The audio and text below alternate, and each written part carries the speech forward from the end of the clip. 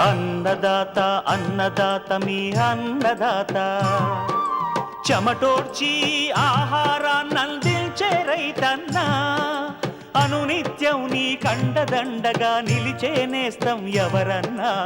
అన్నదాత అన్నదాత మీ అన్నదాత.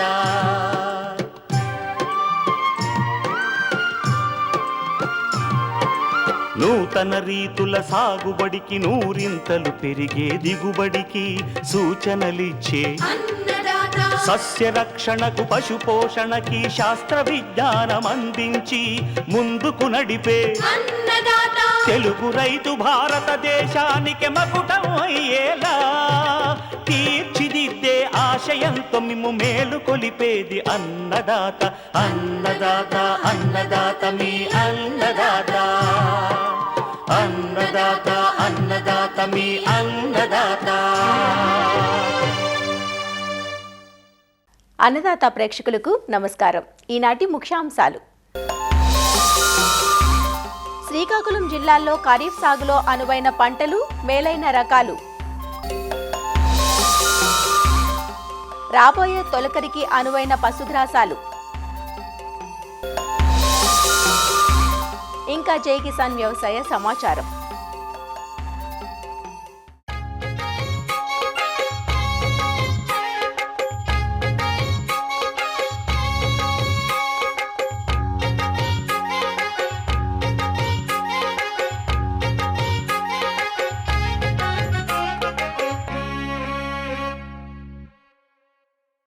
మే ఆఖరి వారానికి వచ్చేశాం.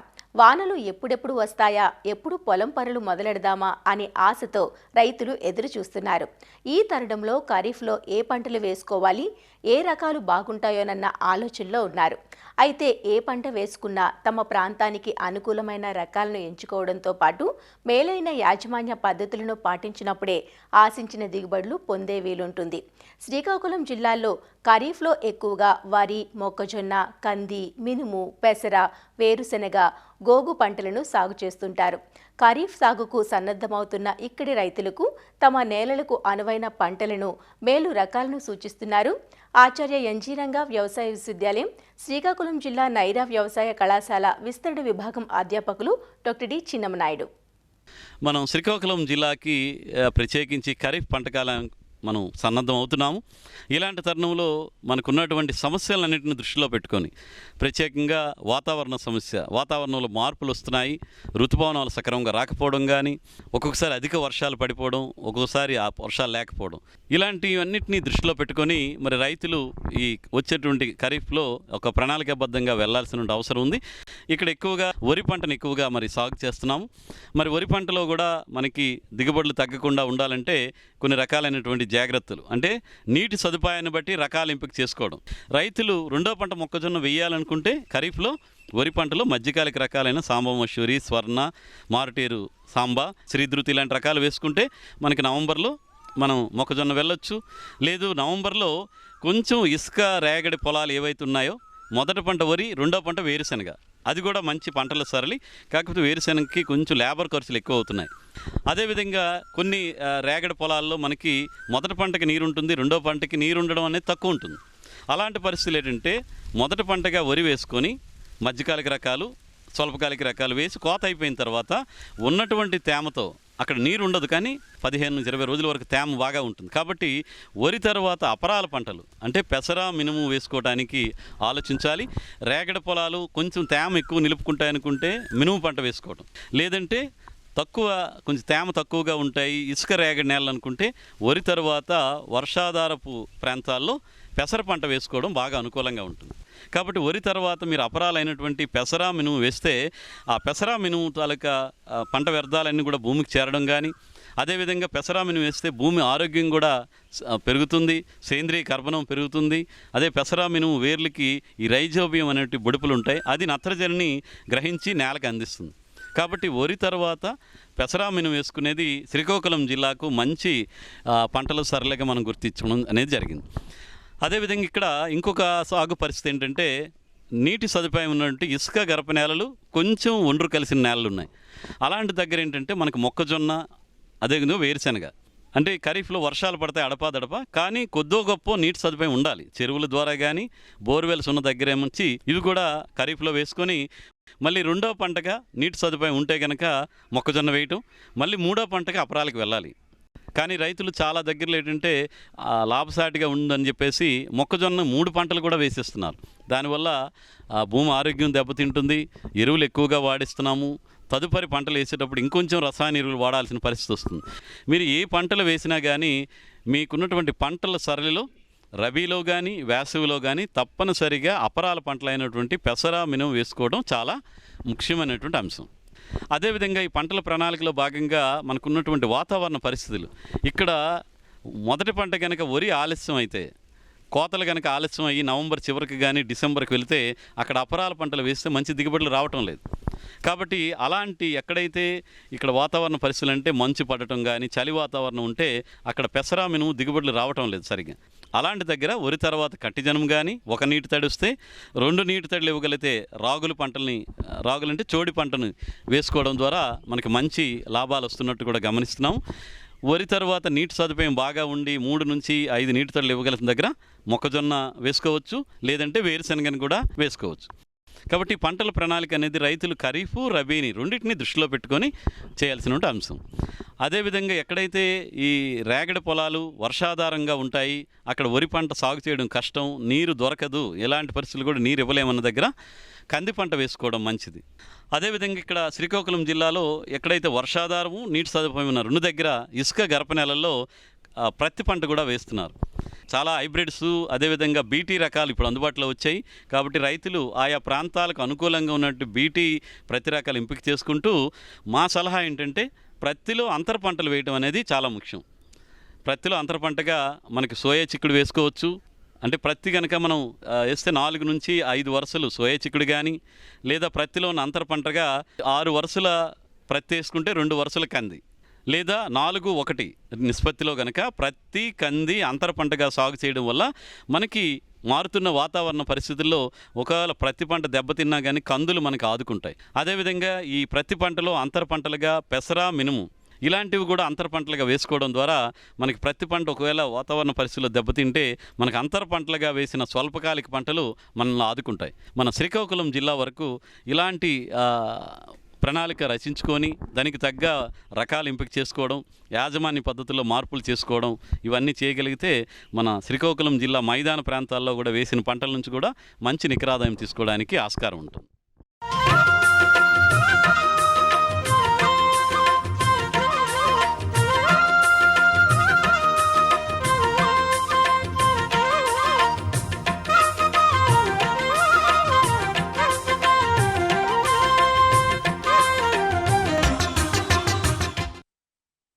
పాడికి ఆధారం పచ్చిమేతలని, మేపు కొద్దీ చేపు అని గ్రహించారు కాబట్టే రైతులు వారికున్న అవకాశాలను బట్టి వివిధ పశుగ్రాసాలను సాగు చేసి మేపుతుంటారు. పచ్చిమేతలను కొదవ లేకుండా మేపినప్పుడే రైతుకు పోషణ వ్యయం తగ్గి పరిశ్రమ గిట్టుబాటవుతుంది. ఒక 5 పశువులుంటే 1 ఎకరంలో పశుగ్రాసాలు పెంచుకోవాలి. అయితే గ్రాసాలను మేపే క్రమంలో అసలు ఎలాంటి పశుగ్రాసాలు మేపాలి, రానున్న తొలకరిలో వేసుకోవడానికి ఏ ఏకవార్షిక, బహువార్షిక గ్రాసాలు అనువుగా ఉంటాయి, ఏడాది పొడవునా పచ్చిమేతలు లభ్యం కావాలంటే ఏవి సాగు చేయాలి, అన్ని వివరాలను ప్రొఫెసర్ జయశంకర్ తెలంగాణ రాష్ట్ర వ్యవసాయ విశ్వవిద్యాలయం పాలెం వ్యవసాయ కళాశాల అధ్యాపకురాలు డాక్టర్ సిహెచ్ ప్రగతి నుంచి తెలుసుకుందాం. తెలంగాణలో చూసుకుంటే 80% పైగా రైతులు సన్న చిన్నకారు రైతులే. వీరికి భూమి లభ్యత తక్కువగా ఉంది కాబట్టి ఇంత తక్కువ ఏరియాలో వారు పశుగ్రాసాల పెంపకంపై మక్కువ చూపించటం లేదు. ఒక పంటల మీదే ఆధారపడటం వల్ల ఎక్కువగా నష్టాలు అనేది చవిచూస్తున్నారు. అట్లా కాకుండా సమగ్ర వ్యవసాయ పద్ధతులు పాటించినట్లయితే అధిక ఆదాయము, ఉత్పత్తి రావటానికి అవకాశం ఉంటుంది. ప్రొఫెసర్ జయశంకర్ వ్యవసాయ విశ్వవిద్యాలయం వారు ఈ సమగ్ర వ్యవసాయంపై 1 హెక్టారు భూమిలో ఆరుతడి కింద ఒక సమగ్ర వ్యవసాయపు నమూనాను డెవలప్ చేయటం జరిగింది. దీని మీద పరిశోధనలు జరిపినప్పుడు ఇందులో 70% విస్తీర్ణం పంటల కింద, 20% ఉద్యానవన పంటల కింద, 10% విస్తీర్ణం 2 ఆవులు, 20 గొర్రెలు, అదేవిధంగా 200 కోళ్లను ఏర్పాటు చేసినప్పుడు 1 హెక్టార్ నుండి 2,55,000 నికరాదాయం అనేది రావటం జరిగింది. అయితే ఈ సమగ్ర వ్యవసాయంలో డైరీ కానీ జీవాల పెంపకం కానీ చేపట్టినప్పుడు వాటికి తప్పనిసరిగా పశుగ్రాసం అనేది సంవత్సరం అంతా కూడా అందించవలసి ఉంటుంది. 2 పాడి పశువులు కనుక ఉన్నట్లయితే రోజుకి 30 కిలోల పచ్చిగడ్డి, 6 కిలోల ఎండుగడ్డి, ఒక 3 కిలోల దాణా అనేది అవసరం అవుతుంది. ఈ 30 కిలోల పచ్చిగడ్డిలో 20 కిలోలు ధాన్యపు జాతి గడ్డి, 10 కిలోలు లెగ్యూమ్ గడ్డిని అందించవలసి ఉంటుంది. దీనికి గాను ఒక హాఫ్ ఏకర్లో గనక పశుగ్రాసాలు వేసుకోగలిగితే, అంటే ఒక పావు ఎకరం ధాన్యపు జాతి పశుగ్రాసం కింద, ఒక పావు ఎకరం లెగ్యూమ్ జాతి పశుగ్రాసం కింద ఏర్పాటు చేసుకోవాల్సిన అవసరం ఉంది. అట్లాగే మేకల పెంపకం కానీ గొర్రెల పెంపకం కానీ చేపట్టినప్పుడు వాటికి కూడా పాక్షిక సాంద్ర పద్ధతిలో కనుక పెంచుకున్నట్లయితే పశుగ్రాసాలు అనేవి తప్పనిసరి. ఒక గొర్రెను కనుక చూసుకున్నట్లయితే రోజుకి 5 కిలోల పచ్చిగడ్డి, 4 కిలోలు ధాన్యపు గడ్డి, 1 కిలో లెగ్యూమ్ గడ్డి అనేది అవసరం అవుతుంది. దీనికి గాను ఒక 20 గొర్రెలను కనుక ఏర్పాటు చేసుకోవాలి అంటే ఒక హాఫ్ ఏకర్లో, పావు ఎకరంలో ధాన్యపు గడ్డి, ఒక పావు ఎకరంలో లెగ్యూమ్ గడ్డి అనేది ఏర్పాటు చేసుకోవాలి. మనకి పశుగ్రాసాల లభ్యత కనుక చూసుకున్నట్లయితే చాలా రకాల పశుగ్రాస పంటలు అనేవి మనకి వేసుకోవడానికి వీలుగా ఉన్నాయి. ముఖ్యంగా ధాన్యపు జాతి పశుగ్రాసంలో కనుక చూసుకున్నట్లయితే మనకి జొన్న కానీ, సజ్జ కానీ, మొక్కజొన్న కానీ ఇవి పశుగ్రాస పంటలుగా ఉన్నాయి. అదే కాయజాతి లేక లెగ్యూమ్ జాతి పశుగ్రాసాలు కనుక చూసుకున్నట్లయితే అలసంద, బొబ్బర, హెడ్జులూసన్ ఇటువంటి పశుగ్రాసాలు ఉన్నాయి. అట్లే విధంగా చెట్ల పశుగ్రాసాలు కనుక చూసుకున్నట్లయితే సుబాబులు కానీ, అవిసె కానీ ఈ చెట్లను మనం గట్ల మీద ఏర్పాటు చేసుకొని వాటి కొమ్మలను కత్తిరించి జీవాలను మేపుకోవచ్చు. తర్వాత ఇంకోటి గడ్డి జాతి పశుగ్రాసాలు. ఇందులో హైబ్రిడ్ బాజ్రా నేపియర్ అనేది చాలా మంది రైతులు ఎక్కువగా వేస్తున్నారు. ఇందులో రకాలు చూసుకున్నట్లయితే కో4 కానీ, కో5 కానీ, తర్వాత సూపర్ నేపియర్ కానీ, APBN1 కానీ వంటి రకాలు అందుబాటులో ఉన్నాయి. మిగిలిన గడ్డి జాతి గ్రాసాలు కనుక చూసుకున్నట్లయితే అంజాన్ గడ్డి, గిని గడ్డి, పారాగడ్డి ఇట్లాంటివి కూడా వేసుకోవచ్చు. మన ప్రొఫెసర్ జయశంకర్ వ్యవసాయ విశ్వవిద్యాలయం వారు హైబ్రిడ్ బాజ్రా నేపియర్లో కనుక చూసుకున్నట్లయితే APBN1 అనేటువంటి రకాన్ని విడుదల చేయటం జరిగింది. అట్లాగే అలసందలో కనుక చూసుకున్నట్లయితే విజయ అనే రకము, అట్లాగే సజ్జలో కనుక చూసుకున్నట్లయితే మోతీ బాజ్రా వంటి రకాలను యూనివర్సిటీ తరపున విడుదల చేయటం జరిగింది. గడ్డి జాతి పశుగ్రాసాలు కనుక చూసుకున్నట్లయితే అందులో ముఖ్యమైనది హైబ్రిడ్ బాజ్రా నేపియర్. ఈ హైబ్రిడ్ బాజ్రా నేపియర్లో ఇటీవల కాలంలో సూపర్ నేపియర్ అనేది ఎక్కువగా వేస్తున్నారు. మనకి ఇది వేసుకోవటానికి కాండపు ముక్కలు, అంటే ఎకరాకు కనుక చూసుకున్నట్లయితే 12,000 కాండపు ముక్కలు అంటే స్టెమ్ కట్టింగ్స్ అవసరం అవుతాయి. వీటిని పొలంలో బోదెలకు ఒక పక్కగా ఏటవాలుగా నాటుకోవాల్సి ఉంటుంది. అంటే 45 డిగ్రీల కోణంతో నాటుకోవాలి. ఇందులో కనుక మనం చూసుకున్నట్లయితే బోదెకి 60 సెంటీమీటర్ల దూరం పాటించినట్లయితే సరిపోతుంది. 1 హెక్టార్కి కనుక చూసుకున్నట్లయితే 30 కిలోల నత్రజని, 50 కిలోల భాస్వరం, అదేవిధంగా 30 కిలోల పొటాష్ అనేది అవసరం అవుతాయి. ఈ హైబ్రిడ్ బాజ్రా నేపియర్ నాటుకున్న తర్వాత 70 రోజుల నుంచి కోతకు సిద్ధంగా ఉంటుంది. మొదటి కోత తర్వాత 40-45 రోజులకి ప్రతి ఒక్క కోత తీసుకోవచ్చు. మనకి దాదాపు సంవత్సరంలో 60 టన్నుల పచ్చిగడ్డి అనేది మనకి ఎకరాకు లభిస్తుంది. ఇది సంవత్సరం అంతా కూడా వేసుకోవటానికి అనువుగా ఉండేటువంటి పశుగ్రాసం. కాకపోతే ఏంటంటే ఈ హైబ్రిడ్ బాజ్రా నేపియర్ వేయాలంటే తప్పనిసరిగా కొద్దిపాటి నీటి వస్తే అనేది ఉండాలి. తర్వాత మనకి ఏకవార్షికాలైనటువంటి సజ్జ, మొక్కజొన్న, జొన్న ఇట్లాంటివి కూడా వేసుకోవచ్చు. జొన్న కనుక చూసుకున్నట్లయితే మనకి 2 నుంచి 3 కోతలు వచ్చేటువంటి పశుగ్రాస జొన్న రకాలు కూడా అందుబాటులో ఉన్నాయి.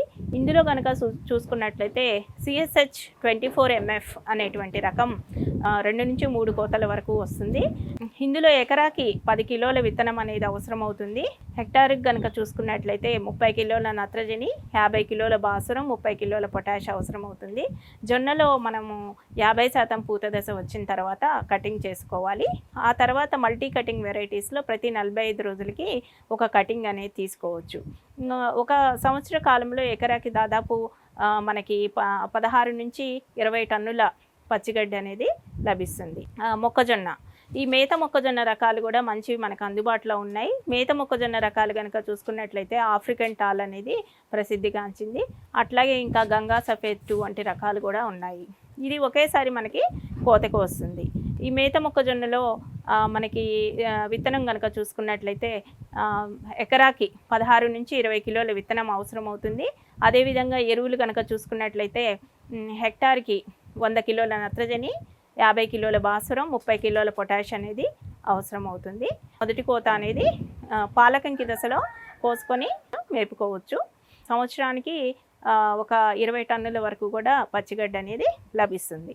ఆ తర్వాత సజ్జలో కూడా మంచి రకాలు ఉన్నాయి. మోతీ బాజ్రా కానీ, రాస్కో బాజ్రా కానీ ఇట్లాంటి మంచి రకాలు అందుబాటులో ఉన్నాయి. దాదాపు ఎకరాకి 10 నుంచి 12 టన్నుల పచ్చిగడ్డి అనేది లభిస్తుంది. ఇకపోతే లెగ్యూమ్ జాతి లేదా కాయ జాతి పశుగ్రాసాలు కనుక చూసుకున్నట్లయితే లూసన్ కానీ హెడ్జ్ లూసన్ కానీ వేసుకోవచ్చు. లూసన్లో మనము చూసుకున్నట్లయితే కొద్దిగా బంగారు తీగ అనేది సమస్య కనిపిస్తూ ఉంది కాబట్టి ఆ బంగారు తీగ విత్తనాలు లేని విత్తనాన్ని సెలెక్ట్ చేసుకోవాల్సిన అవసరం అయితే ఉంది. లేదు అంటే హెడ్జ్ లూసన్ కూడా వేసుకోవచ్చు. దీన్ని దశరథ గడ్డిగా పిలుస్తాము. ఇది ఎకరాకి 7 నుంచి 8 కిలోల విత్తనం అనేది అవసరం అవుతుంది. హెక్టార్కి చూసుకున్నట్లయితే 20 కిలోల నత్రజని, 60 కిలోల భాస్వరం, పొటాషియం 30 కిలోలు అవసరం అవుతుంది. ఇది ఒకసారి మనకి ఎస్టాబ్లిష్ కనుక అయినట్లయితే 90 రోజుల్లో మొదటి కోతకు వస్తుంది. సంవత్సరంలో దాదాపు మనం 5 నుంచి 6 కోతల వరకు తీసుకోవచ్చు. దాదాపు ఎకరాకి 50 టన్నుల పశుగ్రాసం అనేది మనకి హెడ్జ్ లూసన్ నుంచి వస్తుంది. ఈ విధంగా మనం పశుగ్రాసాలను కనుక ఏర్పాటు చేసుకున్నట్లయితే పాడి పశువులను, జీవాలను, కోళ్లను పెంచుకోవటానికి వీలుగా ఉంటుంది.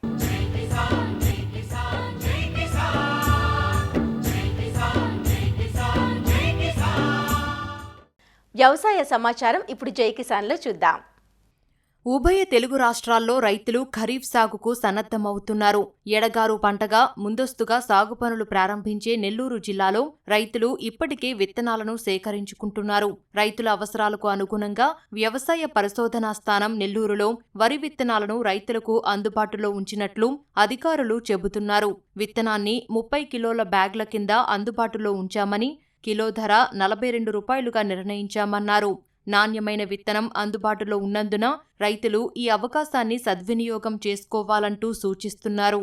వ్యవసాయ పరిశోధనా స్థానం నెల్లూరులో ప్రస్తుతము నెల్లూరు మషూరి NLR 34449 అనే రకము, NLR 3354 నెల్లూరు ధాన్యరాశి అనే రకము, NLR 3238 అంటే జింక్ రిచ్ వెరైటీ, తర్వాత నెల్లూరు మొలగొలుగులు 9674, తర్వాత 20084 అనే రకము, తర్వాత నెల్లూరు సుగంధ NLR 40054 అనే రకము, 145 స్వర్ణముఖి అనే రకము, NLR 4001 నెల్లూరు సిరి అనే రకాలు విత్తనాలు అందుబాటులో ఉన్నాయి. కాబట్టి ఈ విత్తనాలు కావాల్సిన రైతులందరూ ఈ ఖరీఫ్ కానీ రబీకి కానీ అవసరమైతే మా దగ్గర అందుబాటులో ఉన్నాయి కాబట్టి తీసుకోవాల్సింది కూడా ప్రార్థిస్తున్నాము. జూన్ 1వ తేదీ నుంచి కూడా సీడ్ ఉన్నంత వరకు ఇస్తాము. కేజీ 42 రూపాయలు, ఒక 30 కిలోల బస్తా 1260 రూపాయలు. ఇతర జిల్లాలకు కూడా పంపిస్తాము. ఎందుకంటే బీపీటీ కానీ 9674 నెల్లూరు మొలగొలుగులు కానీ 20084 కూడా ఈ 5 నెలల పంటకాలం కలిగిన రకాలన్నీ కూడా మనకు గుంటూరు, ప్రకాశం, తర్వాత ఇతర రాష్ట్రాల నుంచి కూడా ముఖ్యంగా 40,054 కానీ తర్వాత 40,024 రకాలని పాండిచ్చేరి, తమిళనాడు రైతులు చాలా ఎక్కువగా అడుగుతుంటారు. కాబట్టి ఎవరైనా ఏ రాష్ట్రం నుంచైనా ఏ జిల్లా నుంచైనా రైతులందరికీ మా దగ్గర ఉన్న విత్తనాన్ని మొత్తము సేల్కి రెడీగా ఉంది కాబట్టి ఎవరైనా వచ్చి తీసుకోవచ్చు.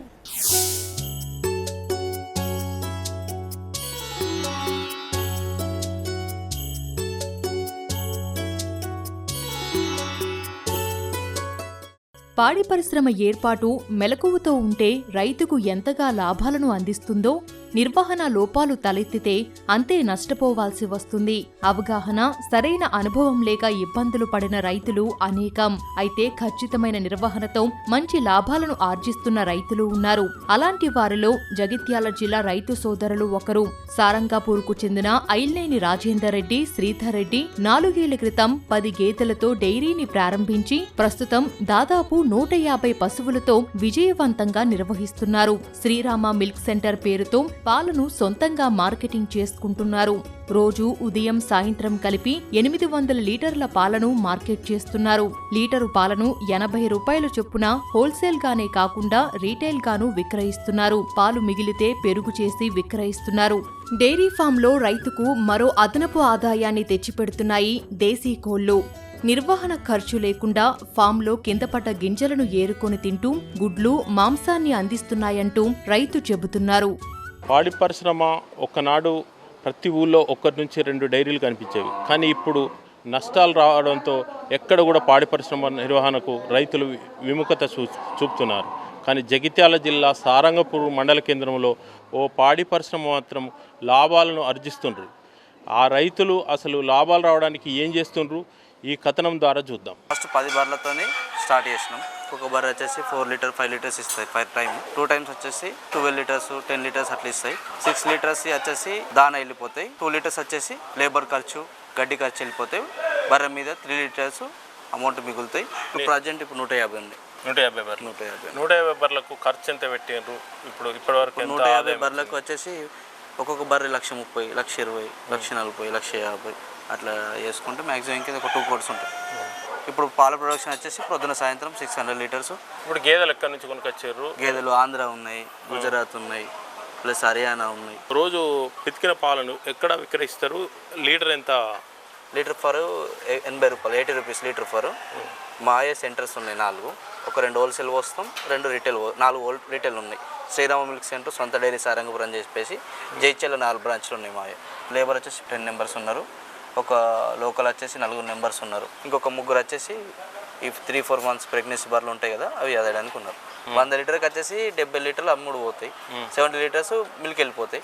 30 లీటర్స్ పెరుగు చేస్తాం. ప్రతి నెల ఎంత ఆదాయం పొందుతున్నారు మీరు దీని మీద? ప్రతి నెల వచ్చేసి అన్ని ఓను ఒక 2-3 lakhs అయితే ఉంటాయి సార్. దాని వచ్చేసి పత్తి పిండి వచ్చేసి 3,200, 3,300 దాన్ని బట్టి రేటు సార్. ఇక తవుడు వచ్చేసి 3,000, 2,800, 2,900 క్వింటల్ వచ్చేసి. ఏం లెక్కేసుకున్నా సార్ మ్యాక్సిమం ఒక 100 రూపీస్ మనకు వచ్చినాయంటే సార్ 70 రూపీస్ ఖర్చు సార్, 30 రూపీస్ మనకు లాభాలు ఉంటాం సార్. మళ్ళీ బర్రె వచ్చేసి సార్ 2 months బిలో బర్రె కట్టాలి సార్. మళ్ళీ కంపల్సరీ బర్రె కట్టకపోతే ఫెయిల్ సార్. మెయింటెనెన్స్ వచ్చేసి పర్ఫెక్ట్ చూసుకుంటేనే దానికి తగ్గట్టు. మెయిన్ వచ్చేసి సార్ డైరీ ఫామ్ మీద ఒక రైతుకి అవగాహన ఉన్న రైతు పెట్టుకుంటే సార్ ఎలాంటి నష్టాలల్లో ఉండడు సార్. అప్పుడు మా దగ్గర 100 బఫెలోస్ వచ్చేసి పాలు ఇచ్చేసి మిల్కింగ్ ఉంటాయి సార్. ఎప్పుడు మా దగ్గర 800 లీటర్స్ కంపల్సరీ పోతాయి సార్. రోజు వచ్చేసి ప్రొద్దున 400, సాయంత్రం 400 లీటర్స్ సార్. పచ్చగడ్డ వచ్చేసి 6 ఎకరాలు ఉంది సార్. ఇక వరిగడ్డ వచ్చేసి ఊళ్ళే కట్టలు కట్టించుకుంటాం, మేము కట్టుకుంటాం. కొంతమంది తెచ్చేస్తారు సార్ 50 రూపాయలకు కట్ట. ఇక రోజు వచ్చేసి 50 గడ్డి కట్టలు పోతాయి సార్. పచ్చిగడ్డ వచ్చేసి 2 ట్రిప్పులు కొట్టుకొస్తాం సార్ ట్రాక్టర్. మిగతా యువతకు అంటే ఈ పాడి పరిశ్రమ ఈ విధానంలో ఏర్పాటు చేసుకోవాలంటే ఏం చేయాలి? పెట్టే ఆలోచన ఉంటే సార్ కొంచెం ఒక 1 month 2 months కొంచెం ట్రైనింగ్ లెక్క ఫార్ముల దగ్గరికి పోయి చూసి అలా విధానం చూసి నాతో అయిద్దా కాదన్న కాన్సెప్ట్ మనకు కాన్సెప్ట్ ఉండాలి సార్. మన కాన్ఫిడెంట్ ఉన్న రోజు పెట్టుకుంటే ఎలాంటి లాసులు అనేది ఉండదు సార్. పాడి పరిశ్రమతో పాటు కోళ్ళ పరిశ్రమ కూడా ఇందులోనే నిర్వహిస్తుంది. నాటుకోళ్ళ పెంపకం. ఈ నాటుకోళ్ళ పెంపకం కూడా దాదాపు మంచి ఆదాయాన్ని ఈ రైతు పొందుతున్నాడు. ఇది ఏ విధంగా పొందుతుండ్రు మీరు చెప్పండి. అంటే సోనాలిగా కొన్ని ఉన్నాయి సార్, లోకల్ ఉన్నాయి సార్. ఎగ్స్ వచ్చేసి మేమే షాప్లో అమ్ముతాం సార్. ఒక ఎగ్స్ వచ్చేసి 10 రూపీస్ సార్. రోజు వచ్చేసి ఒక 2 ట్రైలు అట్లా వెళ్తాయి సార్. కోళ్ళు కూడా అమ్ముతాం సార్ 600 per kg. దానికేమో దాన ఖర్చు కానీ ఏది లేదు సార్. ఇక్కడ నేను బర్ల దగ్గర కింద పడేసిన ఒకటి తింటాయి అంతే. పశువులకు గ్రాసం కొరత లేకుండా 6 ఎకరాల్లో పచ్చగడ్డి సాగు చేస్తున్నారు. ఎండుగడ్డిని బయట నుంచి కొనుగోలు చేసి దానాలతో పాటు అందిస్తున్నారు. పాల దిగుబడి ఎప్పుడూ కొనసాగేలా చూడి గేదెలు, పాడి గేదెల విషయంలో జాగ్రత్తలు తీసుకుంటున్నారు. పరిశ్రమ నిర్వహణలో పనివారి మీద పూర్తిగా ఆధారపడకుండా సొంతంగా చేసుకోగల అనుభవం ఉంటేనే పరిశ్రమ 10 కాలాల పాటు సాగుతుందంటూ తన అనుభవంతో చెబుతున్నారు. ఇది జగిత్యాల జిల్లా సారంగపూర్ మండల కేంద్రంలో ఏర్పాటు చేసుకున్న పాడి రైతు అనుభవం. ఇక్కడ పితికిన పాలను జగిత్యాలకు తీసుకెళ్ళి సొంతగా అంటే డైరీ నిర్వహణ అమ్మకాలు చేపట్టి మంచి లాభాలను ఆర్జిస్తున్నారు. గంగాధర్, ఈటీవీ అన్నదాత, జగిత్యాల. మరిన్ని విభిన్న అంశాలతో రేపటి అన్నదాతలో మళ్ళీ కలుసుకుందాం. నమస్కారం. అన్నదాతలు తమ సందేహాలు, సమస్యలను 1800-425-4085 టోల్ ఫ్రీ నంబర్లో ఉదయం 10 నుంచి 11 గంటల మధ్య పని దినాలలో సంప్రదించగలరు. ఈ కార్యక్రమాన్ని యూట్యూబ్లో www.youtube.com/annadata ETV లింక్ ద్వారా వీక్షించవచ్చు.